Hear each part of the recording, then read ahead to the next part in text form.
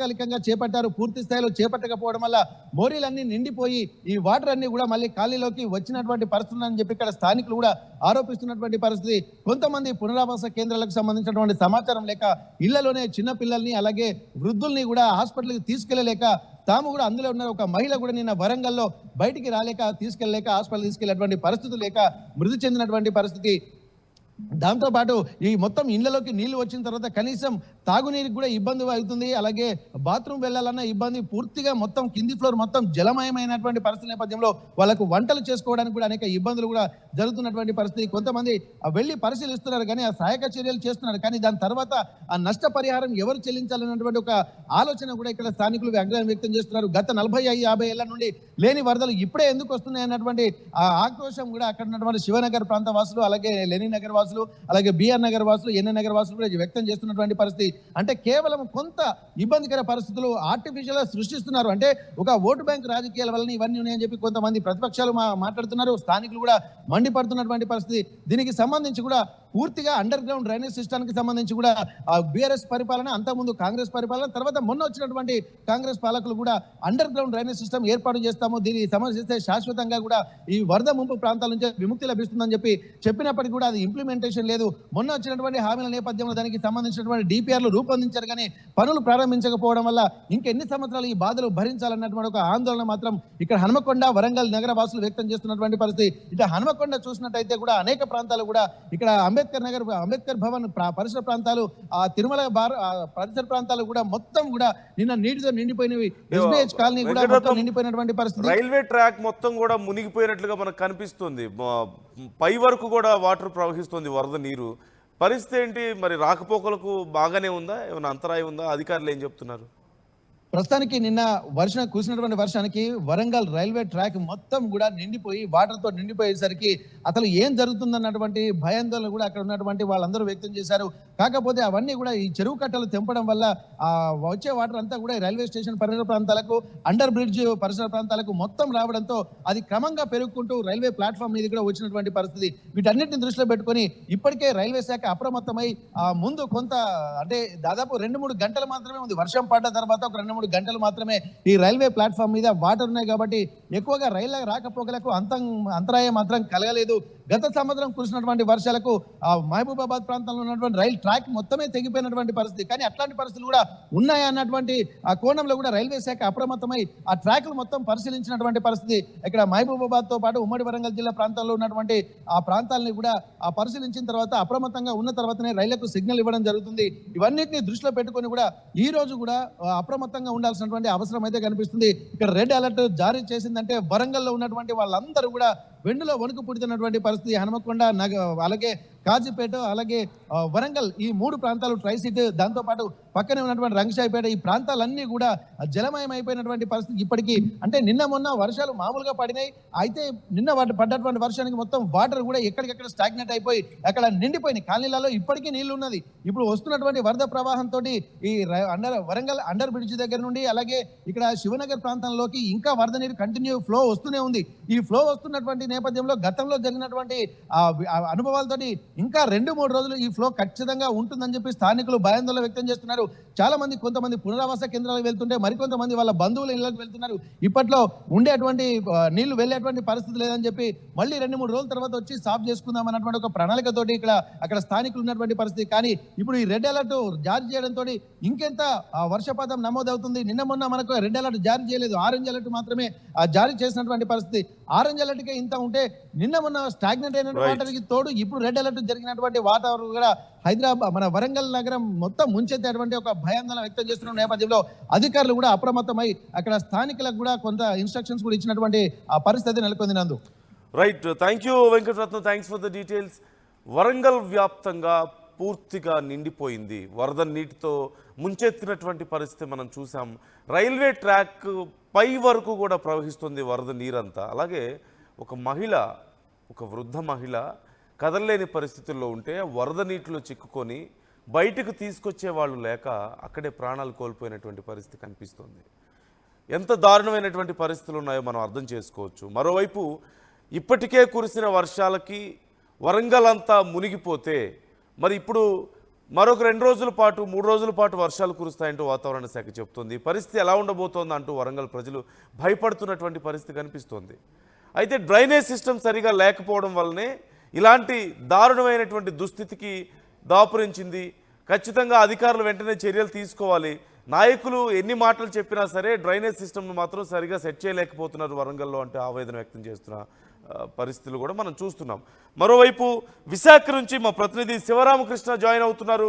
Sivaramakrishna, details ఏంటి? అంటే విశాఖ ఆంధ్రప్రదేశ్ వ్యాప్తంగా కూడా భారీగా వర్షాలు పడుతున్నట్లుగా తెలుస్తోంది. విశాఖలో ప్రస్తుతం పరిస్థితి ఎలా ఉంది? నందు, గుడ్ మార్నింగ్. ఏపీలో భారీ వర్షాలు అని చెప్పి 4 రోజులు వానలే అని చెప్పి ఆల్రెడీ వాతావరణ శాఖ అయితే తెలియజేస్తున్నారు.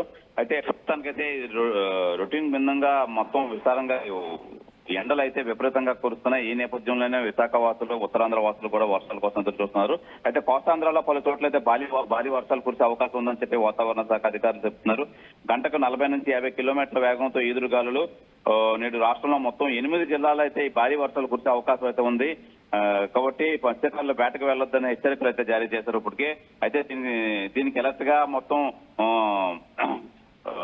అధికారులంతా సంసిద్ధంగా ఉన్నారు. ఒకవేళ విస్తారంగా వర్షాలు కురిస్తే ఎలాంటి జాగ్రత్తలు తీసుకోవాలి ఏంటి అని చెప్పి ఈ నేపథ్యంలో అయితే మొత్తం అంతా డిజాస్టర్ మేనేజ్మెంట్ అలాగే హోంశాఖ అనిత మొత్తం అధికారులతో సమీక్ష అయితే చేశారు. ఏదైనా వర్షాల కోసం ఎదురు చూసే ఈ క్రమంలో కోస్తాంధ్రలో భారీ వర్షాలు కురిసే అవకాశం ఉందని చెప్పి అయితే వాతావరణ శాఖ అధికారులు అయితే తెలియజేస్తున్నారు. ఈ నేపథ్యంలో 40 నుంచి 50 కిలోమీటర్ల వేగంతో ఈదురుగాలు వేస్తాయని చెప్పి ఈ రాష్ట్రంలో 8 జిల్లాల్లో ఈ భారీ వర్షాలు కురిసే అవకాశం ఉండొచ్చు అని చెప్పి మా వాతావరణ శాఖ అధికారులు అయితే తెలియజేశారు. నందు, right. Thank you Sivaramakrishna, thanks for the details. Thank you Sivaramakrishna. 2 Telugu రాష్ట్రాల్లో మరొక 2 రోజుల పాటు కురియబోతున్నటువంటి భారీ వర్షాలు ఇప్పుడు ప్రజలను భయపెడుతున్నాయి. ఇప్పటికే కురిసినటువంటి వర్షాలతో చాలా ప్రాంతాల్లో తీవ్రమైనటువంటి వరద ప్రవహిస్తుంది. ఈ నేపథ్యంలో మరొక 2 రోజుల పాటు భారీ వర్షాలు కురిస్తే పరిస్థితి ఎలా ఉండబోతోందా అంటూ ప్రజలు ఆందోళన వ్యక్తం చేస్తున్నటువంటి పరిస్థితి. మరోవైపు అధికారులు సైతం చర్యలు తీసుకుంటున్నారు. అయితే చాలా ప్రాంతాల్లో డ్రైనేజ్ వ్యవస్థ సరిగా లేకపోవడంతో నానా అవస్థలు పడుతున్నామంటూ ప్రజలు ఆవేదన వ్యక్తం చేస్తున్నారు. ఇప్పటికే కొన్ని ప్రాంతాల్లో రోడ్ కనెక్టివిటీ దెబ్బతినడం కానీ లేదంటే బ్రిడ్జెస్ దెబ్బతినడం కానీ మనం చూస్తూనే ఉన్నాం. వరంగల్ లాంటి ప్రాంతాల్లో రైల్వే ట్రాకులు కూడా మునిగిపోయి రాకపోకలకు అంతరాయం ఏర్పడుతున్న పరిస్థితులు కూడా చూస్తున్నాం. ఈ నేపథ్యంలో వీలైనంత యాక్టివ్గా అధికారులు ఉండాలి అంటూ ప్రభుత్వాలు కూడా సూచిస్తున్నాయి. ఇప్పటికే సిఎస్ కూడా దీనికి సంబంధించి ఎప్పటికప్పుడు అధికారులతో సమన్వయం చేసుకుంటున్నారు. ముఖ్యంగా జీహెచ్ఎంసీ పరిధిలో చోటు చేసుకుంటున్నటువంటి పరిణామాలు చూస్తున్నాం. లోతట్టు ప్రాంతాలన్నీ జలమయమైపోయాయి. ప్రజలు బయటికి రావాలంటేనే భయపడుతున్న పరిస్థితి. అధికారులు సైతం హెచ్చరికలు జారీ చేస్తున్నారు. మరొక 2-3 రోజుల పాటు అత్యవసరం అయితేనే బయటికి రావాలి, లేకపోతే బయటికి రావద్దు. ఆఫీసులకు వెళ్లాల్సిన పరిస్థితి ఉన్నా సరే వీలైనంత వరకు వర్క్ ఫ్రమ్ హోమ్ ఆప్షన్ ఉన్న వాళ్ళు వర్క్ ఫ్రమ్ హోమ్ చేసుకోండి అంటూ సూచిస్తున్న సందర్భాన్ని కూడా మనం చూస్తూనే ఉన్నాం. మరొక 2-3 రోజుల పాటు ఈదురుగాలులతో కూడిన ఉరుములు మెరుపులతో కూడినటువంటి భారీ వర్షాలు కురియబోతున్నాయి. ముఖ్యంగా ఇటు జీహెచ్ఎంసీ పరిధిలో సైతం అధికారులు హై అలర్ట్ జారీ చేయడం జరిగింది. హైదరాబాద్ వ్యాప్తంగా భారీ వర్షాలు కురుస్తాయంటూ వాతావరణ శాఖ హెచ్చరికలు జారీ చేస్తుంది. ప్రజలు అప్రమత్తంగా ఉండాల్సిన అవసరం ఎంతైనా ఉంది.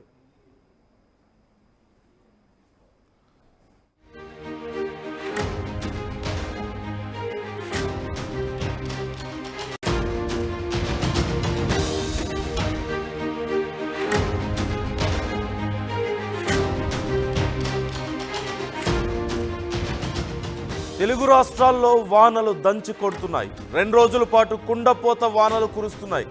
తెలంగాణ వ్యాప్తంగా విస్తారంగా కురుస్తున్నటువంటి వర్షాలకు ఇప్పటికే చాలా ప్రాంతాల్లో వరద ప్రవహిస్తోంది. ఇవాళ రేపు పలు జిల్లాల్లో భీకర వర్షాలు కురుస్తాయంటూ ఐఎండీ హెచ్చరికలు జారీ చేసింది. భారీ వర్షాలతో 5 జిల్లాల్లో స్కూళ్లకు సెలవులు ప్రకటించింది విద్యాశాఖ. వరంగల్, హన్మకొండ, జనగామ, మహబూబాబాద్, యాదాద్రి, భువనగిరి జిల్లాల్లో బుధ, గురువారాలు సెలవులు ప్రకటించింది విద్యాశాఖ. గ్రేటర్ హైదరాబాద్ పరిధిలోని స్కూళ్లలో బుధ, గురువారాల్లో ఒంటిపూట బడులు పెడుతుంది. అధికారులు సిద్ధంగా ఉండాలంటూ ప్రభుత్వం ఉత్తర్వులు జారీ చేసింది. లోతట్టు ప్రాంతాల ప్రజలను అప్రమత్తం చేశారు అధికారులు. పలు జిల్లాలకు ఐఎండీ రెడ్ అలర్ట్ జారీ చేసింది. కొన్ని జిల్లాలకు ఆరెంజ్ అలర్ట్ జారీ చేసింది. ఏపీలోని తీర ప్రాంత జిల్లాల్లోనూ విస్తారంగా వర్షాలు కురుస్తున్నాయి.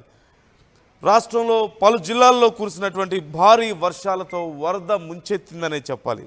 ముఖ్యంగా ఉమ్మడి వరంగల్, నల్గొండ జిల్లాలు పూర్తిగా అతలాకుతలమైనటువంటి పరిస్థితి కనిపించింది. లోతట్టు ప్రాంతాలు జలదిగ్బంధం కావడంతో జనజీవనానికి ఆటంకం కలిగింది. సోమవారం రాత్రి నుంచి మంగళవారం ఉదయం వరకు చాలా జిల్లాల్లో 10 సెంటీమీటర్లకు పైగా వర్షపాతం నమోదైనట్లుగా తెలుస్తోంది. అత్యధికంగా వరంగల్ జిల్లా సంగెం మండలంలో 21 సెంటీమీటర్లు 21.8 సెంటీమీటర్లు వర్షపాతం నమోదైంది. సాధారణంగా మనకి హైదరాబాద్ లాంటి ప్రాంతాల్లో 10 నుంచి 12 సెంటీమీటర్ల వర్షం నమోదైతేనే భారీ వర్షంగా మనం చూస్తుంటాం. చాలా ప్రాంతాలు నీట మునుగుతుంటాయి. కానీ వరంగల్ జిల్లాలో 21 సెంటీమీటర్ల వర్షపాతం నమోదైంది. ఆల్మోస్ట్ 22 సెంటీమీటర్ల వర్షపాతం నమోదైనటువంటి పరిస్థితి మనం చూసాం. మొత్తం 12 ప్రాంతాల్లో 10.7 సెంటీమీటర్లకు పైగా వర్షం కురిసినట్లుగా తెలుస్తోంది. ఇక వేర్వేరు ఘటనలో 2 మృతి చెందారు. అలాగే 3.5 గంటల్లో పూర్తిగా కుండపోత వర్షం కురిసింది ఇటు వరంగల్, హన్మకొండ ప్రాంతాల్లో. మొత్తం 40 కాలనీలు జలమయమైనట్లుగా తెలుస్తుంది. అలాగే ఉమ్మడి నల్గొండ జిల్లాలో 73 మండలాల్లో వర్షం కురిస్తే సూర్యాపేట జిల్లా నాగారంలో 19 సెంటీమీటర్ల వర్షపాతం నమోదైనట్లుగా తెలుస్తోంది. మొత్తం మీద పశ్చిమ మధ్య వాయవ్య బంగాళాఖాతంలో బుధవారం ఏర్పడనున్నటువంటి అల్పపీడనం శుక్రవారం నాటికి మరింత బలపడబోతున్నట్లుగా వాతావరణ శాఖ అంచనా వేస్తుంది. ఈ ప్రభావంతో బుధవారం